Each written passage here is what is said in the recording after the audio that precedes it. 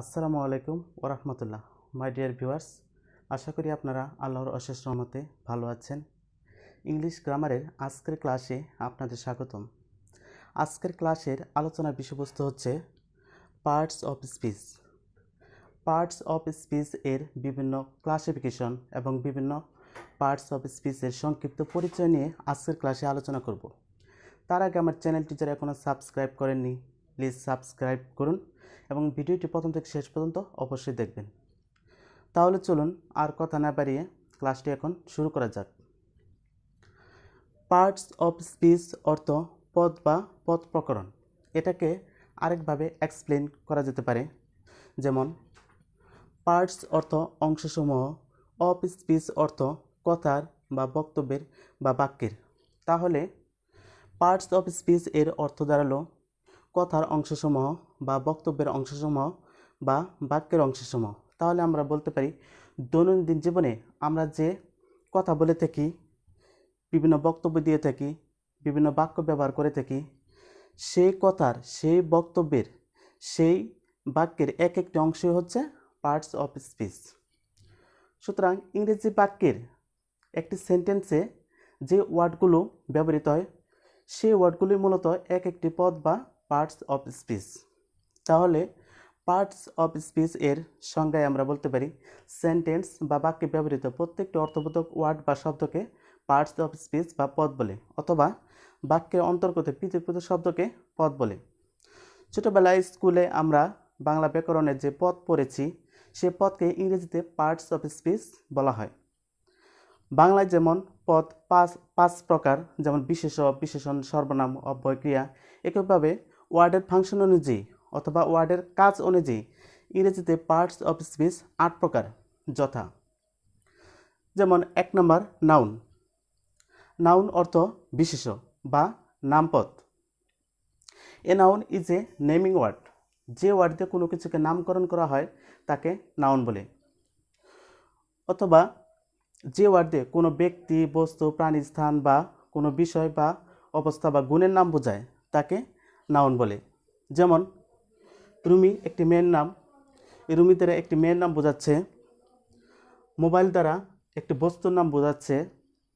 বাংলাদেশ দ্বারা একটি দেশের নাম বোঝাচ্ছে। ঢাকা দ্বারা একটি শহর বা একটি স্থানের নাম বোঝাচ্ছে। টাইগার দ্বারা একটি প্রাণীর নাম বোঝায়। পোভার্টি অর্থ দারিদ্রতা, এটা দ্বারা অবস্থা বোঝানো হচ্ছে। অনিষ্টি অর্থ সততা, এটা দ্বারা গুণ বোঝানো হচ্ছে। ফিজিক্স অর্থ পদার্থবিদ্যা বা প্রকৃতি বিজ্ঞান, এটা দ্বারা সাবজেক্ট বা বিষয় বোঝানো হচ্ছে। তাহলে এখানে এক্সাম্পল হিসেবে যে ওয়ার্ডগুলো দেওয়া হয়েছে এরা প্রত্যেকেই এক একটি নাউন। নাম্বার 2 অর্থ প্রনাউন। প্রনাউন অর্থ সর্বনাম। যে ওয়ার্ড নাউনের পরিবর্তে ব্যবহৃত হয় তাকে প্রনাউন বলে। For example I, me, my, mine, we, us, our, ours, one, our self, he, him, his, you, it, they, etc ইত্যাদি। এই ওয়ার্ডগুলো নাউনের পরিবর্তে সেন্টেন্সে নাউনের পরিবর্তে ব্যবহৃত হয়ে নাউনের সপক্ষে কাজ করে থাকে। সুতরাং এরা প্রত্যেকে হচ্ছে এক একটি প্রনাউন। Number 3 adjective. অ্যাডজেক্টিভ অর্থ কি? বিশেষণ। An adjective is a qualifying word. Adjective নাউনের পূর্বে বসে ওই নাউনকে কোয়ালিফাই করে বা ওই নাউনকে বিশেষিত করাই হচ্ছে এক একটি অ্যাডজেক্টিভের কাজ। ফর এক্সাম্পল যেমন অ্যাডজেক্টিভের সংজ্ঞা আরেকভাবে দেওয়া যায় যে ওয়ার্ড নাউন বা প্রনাউনের দোষ, গুণ, অবস্থা, সংখ্যা, পরিমাণ বা বৈশিষ্ট্য বোঝায় তাকে অ্যাডজেক্টিভ বলে। ফর এক্সাম্পল যেমন ব্যাড। ব্যাড অর্থ খারাপ। ব্যাড ওয়ার্ডটির দ্বারা একটি দোষ বোঝানো হচ্ছে। গুড অর্থ ভালো। গুড ওয়ার্ডটির দ্বারা একটি গুণ বোঝানো হচ্ছে। পুর অর্থ গরিব বা দরিদ্র, এটা দ্বারা একটি অবস্থা বোঝানো হচ্ছে। মেনি অর্থ সংখ্যা, অনির্দিষ্টভাবে একটি সংখ্যাকে বোঝাচ্ছে। ওয়ান অর্থ এক, এটা দ্বারা একটি নির্দিষ্ট সংখ্যাকে বোঝানো হচ্ছে। লিটল অর্থ পরিমাণ, সুতরাং এটা দ্বারা পরিমাণ বোঝায়।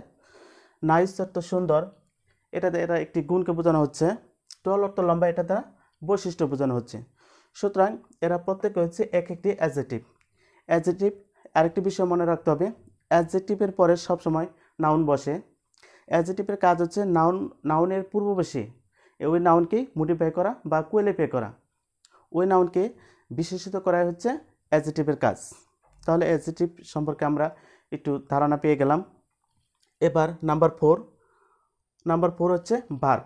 ভার্ব অর্থ ক্রিয়া বা কাজ। A verb is a doing word. যে ওয়ার্ড দ্বারা কোনো কাজ করা বোঝায় তাকে ভার্ব বলে। অর্থাৎ যে ওয়ার্ড দিয়ে সাবজেক্ট কোনো কাজ করে তাকে ভার্ব বলে। অথবা এইভাবে বলা যায় যে ওয়ার্ড দ্বারা কোনো কিছু করা, হওয়া, যাওয়া, নেওয়া, দেওয়া ইত্যাদি বোঝায় তাকে ভার্ব বলে। For example, am, is, are, was, were, eat, write অর্থ লেখা, সিং অর্থ গান গাওয়া, ডু, ডি, ডাজ ইত্যাদি এই ওয়ার্ডগুলো হচ্ছে এক একটি ভার্ব। ভার্বকে ইংরেজি ভাষায় ইংরেজি সেন্টেন্সের হার্টবিট বা হৃৎপিণ্ড বলা হয়। হৃৎপিণ্ড ছাড়া যেমন মানুষ বাঁচতে পারে না, একইভাবে ভার্ব ছাড়া কোনো ইংরেজি সেন্টেন্স গঠিত হয় না। প্রত্যেকটি ইংরেজি সেন্টেন্সে কোনো না কোনো ভার্ব অবশ্যই থাকবে, আদারওয়াইজ ওইটা সেন্টেন্স বলে পরিগণিত হবে না। ইংরেজি সেন্টেন্সের আরেকটি বৈশিষ্ট্য হলো বাক্যের শুরুতে বসবে সাবজেক্ট এবং সাবজেক্টের পরে কিন্তু ভার্ব থাকবে। এটা আমাদের মনে রাখতে হবে ইংরেজি প্র্যাকটিস করার সময়। তাহলে ভার্ব সম্পর্কে আমরা আলোচনা করলাম। এবার 5 নাম্বার হচ্ছে অ্যাডভার্ব। অ্যাডভার্ব অর্থ ক্রিয়া বিশেষণ বা ভাব বিশেষণ। যে ওয়ার্ড কোনো ভার্ব, অ্যাডজেক্টিভ, সেন্টেন্স বা অন্য কোনো অ্যাডভার্বকে মডিফাই করে। সুতরাং an adverb is a modifying word, তাকেই অ্যাডভার্ব বলে। যেমন ভেরি অ্যাডভার্বের সঙ্গে আরেকভাবে দেওয়া যেতে পারে, যেমন ডব্লিউএস ওয়ার্ড, যেমন হোয়ার অর্থ কোথায়, হোয়েন অর্থ কখন, হাউ অর্থ কীভাবে। ভার্বের উপর কখন, কোথায়, কিভাবে প্রশ্ন করলে যে উত্তর পাওয়া যায় সেই উত্তরগুলোই হচ্ছে এক একটি অ্যাডভার্ব। তাহলে ফর এক্সাম্পল, যেমন very, too, now, here, always, quickly, yes, there এই ওয়ার্ডগুলো হচ্ছে এক একটি অ্যাডভার্ব। অ্যাডভার্বের বৈশিষ্ট্য হচ্ছে এরা বাক্যের শুরুতে বসে এবং বাক্যের শেষে বসে এবং অক্সিলারি বা হেল্পিং ভার্বের পরে বসে, অ্যাকশন ভার্বের পূর্বে বসে এরা ওই ওয়ার্ড সেন্টেন্সকে মডিফাই করে। তারপর নাম্বার 6 প্রিপোজিশন অর্থ পদান্বয়ী অব্যয়। প্রি অর্থ পূর্বে, পজিশন অর্থ অবস্থান, অর্থাৎ প্রিপোজিশন অর্থ পূর্বে অবস্থানে বলা যেতে পারে। যে ওয়ার্ড কোনো নাউন বা প্রনাউনের পূর্বে বসে ওই ওয়ার্ড এবং সেন্টেন্সের অন্য কোনো ওয়ার্ডের সাথে সম্পর্ক স্থাপন করে তাকে প্রিপোজিশন বলে।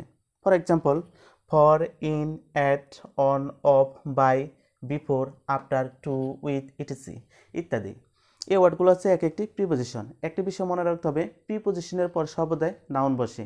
একমাত্র টু ছাড়া অন্য সকল প্রিপোজিশনের পরে ভার্ব থাকলে ওই ভার্বের সাথে আইএনজি যোগ করতে হবে। নাম্বার 7 কনজাংশন অর্থ সংযোজক অব্যয়। যে ওয়ার্ড দুটি ফ্রেজ, দুটি ক্লজ বা দুটি সেন্টেন্সকে যুক্ত করে তাকে কনজাংশন বলে। For example, and, but, or, till অর্থ পর্যন্ত, আনটিল অর্থ যতক্ষণ পর্যন্ত না, আনলেস অর্থ যদি না, বিফোর অর্থ পূর্বে বা আগে। এই ওয়ার্ডগুলো হচ্ছে এক একটি কনজাংশন। নাম্বার 8 ইন্টারজেকশন অর্থ আবেগসূচক অব্যয় বা বিশ্বসূচক অব্যয়। যে ওয়ার্ড মনের আবেগ প্রকাশ করে, আকস্মিক অনুভূতি প্রকাশ করে বা কোনো বিস্ময় প্রকাশ করে তাকে ইন্টারজেকশন বলে। ফর এক্সাম্পল, ফাই অর্থ সি, যেমন ফাই ইউ আর থিপ, সি তুমি চোর। এখানে ফাই ওয়ার্ডটি দ্বারা তিরস্কার বোঝানো হচ্ছে, সুতরাং ফাই হচ্ছে ইন্টারজেকশন। এলাস অর্থ হায়, যেমন এলাস আই এম আন্ডান, হায় আমার পোড়া কপাল। এখানে এলাস দ্বারা দুঃখ প্রকাশ করা হচ্ছে, সুতরাং এলাস হচ্ছে ইন্টারজেকশন। হ্যালো অর্থ শোনো, যেমন hello where are you going, hello তুমি কোথায় যাচ্ছ। এখানে হ্যালো দ্বারা আহ্বান করা হচ্ছে, সুতরাং হ্যালো হচ্ছে ইন্টারজেকশন। ওহ, যেমন oh you have got pain in your leg, তুমি তোমার পায়ে ব্যথা পেয়েছো। সুতরাং এখানে ওহ ওয়ার্ডটি দ্বারা ব্যথার অনুভূতি প্রকাশ করা হচ্ছে, সুতরাং ও হচ্ছে ইন্টারজেকশন। হুশ অর্থ চুপ, যেমন হুশ দ্য প্রিন্সিপাল কামস, প্রিন্সিপাল আসছেন, তোমরা সবাই চুপ থাকো। এখানে হুশ ওয়ার্ডটি দ্বারা মনোযোগ আকর্ষণ করা হচ্ছে, সবাইকে চুপ থাকতে বলা হচ্ছে, সুতরাং হুশ হচ্ছে ইন্টারজেকশন। তাহলে ইন্টারজেকশন চেনার আরেকটি সহজ উপায় হচ্ছে যে সকল ওয়ার্ডগুলো ইন্টারজেকশন হিসেবে আখ্যায়িত করা হয় সেই সকল ওয়ার্ডের পরে একটা চিহ্ন থাকে, যেমন এই চিহ্নকে বলা হয় এক্সক্লেমেশন মার্ক বা সাইন অফ এক্সক্লেমেশন। যেমন এই চিহ্নটার নাম হচ্ছে সাইন অফ এক্সক্লেমেশন বা এক্সক্লেমেশন চিহ্ন। যে সকল ওয়ার্ডের পরে এই চিহ্নটা থাকবে ওই ওয়ার্ডগুলো মূলত ইন্টারজেকশন। অনেক সময় কিছু ফ্রেজের পরে ওই চিহ্ন থাকতে পারে, সেগুলো হচ্ছে ইন্টারজেকশন ফ্রেজ।